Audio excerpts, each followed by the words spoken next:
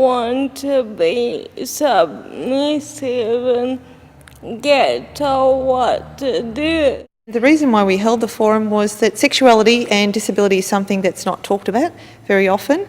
So we wanted to actually run a forum really discussing issues and barriers facing people with disabilities in regards to meeting their sexual needs. I can imagine some of those subjects were controversial. Do you want to give me a sense of, did you play through scenarios, or were you confronting the crowd? Well, we made it quite confronting. We had sex workers, we had 3 sex workers, 2 female and a male, to talk about, to demystify the sex industry and talk about some of the issues and barriers facing people with disabilities. It's very important that people all have the opportunity to have sex.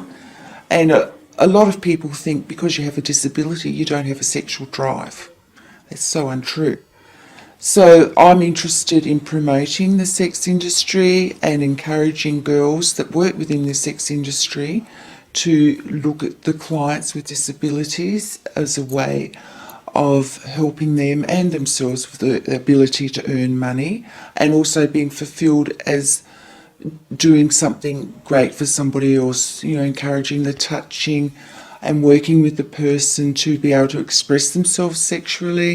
I do it because I enjoy the role play and the fact that for me it reverses what people think of a woman with a disability. I'm not making mild, and I don't always do what I'm told. I get the sense that some people with disabilities are on a limited income, but in terms of the normal service levels, what were the additional costs, or why were there? Well, it's a matter of time really, because for example a pretty routine visit to a sex worker, for example, would require that the client would shower themselves. Now that is something that would be difficult for a lot of people with disabilities. They would require a support worker with them.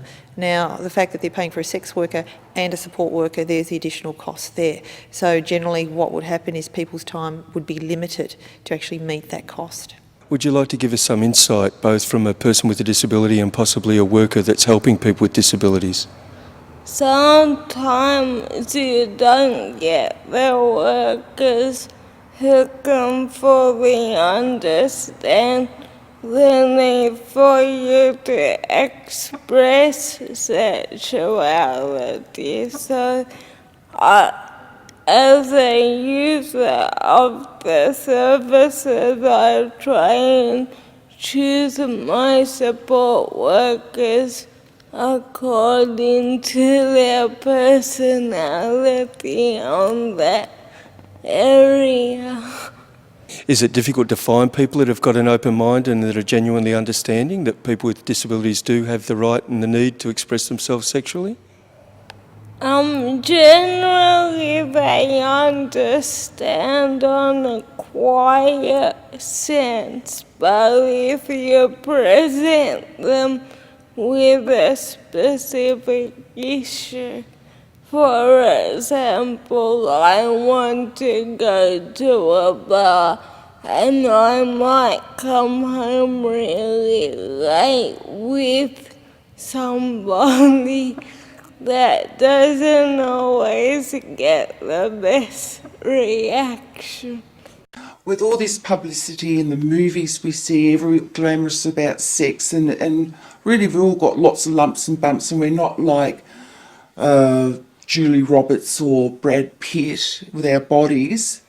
We get nervous, but it's really about touch and caring and really enjoying ourselves, and we've got to encourage people to explore this. And I think people with disabilities miss out a lot because of that physical barrier. The inside of a person doesn't get a chance to be explored. We have developed a skill with our work to a sixth sense about what a person needs. You can sense if they're not comfortable. You can encourage them to explore things that they've never even thought of possibly doing. There's lots of things that we can encourage people to do, and also I'd like to see the people in the disability support groups to educate us as well, because in the sex industry we certainly need to know how we can encourage these people to come out of their shells and to explore their own sexuality. And I think if they can explore their own sexuality, that will help them to feel more human or more whole. Will there be any further follow-up training? Well, we will be running another forum next year. I mean, we had, it was booked out today, we had 155 people. We'll be running a forum probably the same time next year, and we'll also be running one in Geelong. So there'll be the opportunity for another forum, because the benefits were really an opportunity for people to ask questions and actually hear from people with disability themselves. Well, at risk of stating the bleeding obvious, realising that people with disabilities just want to be touched and held and have some physical contact.